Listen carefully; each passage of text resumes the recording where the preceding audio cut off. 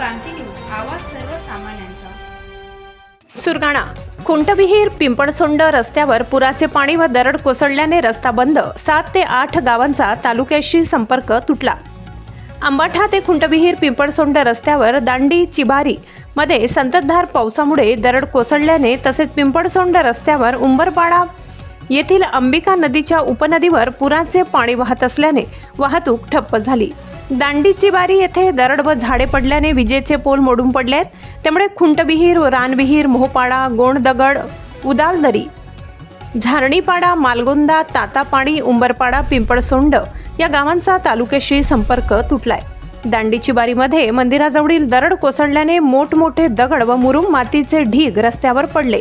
वीज पुरवठा ठप्प झालाय, तर खुंटविहीर ते पिंपळसोंड रस्त्यावर अंबिकेची उपनदी भूतकुड्याचा ओहोड व कुंभारचोंड नदीला पूर आल्याने सकाळपासूनच 7 ते 8 तास वाहतूक ठप्प झाली होती।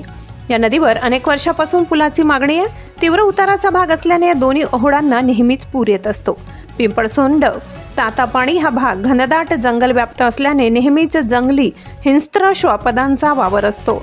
बिबटे तर दिवसा ढवळ्या जंगलात गुरे बकऱ्यांवर हल्ला चढवत असतात। रात्री अपरात्री तर सर्पदंश, विंचू काट्याची नेहमीच भीती असते।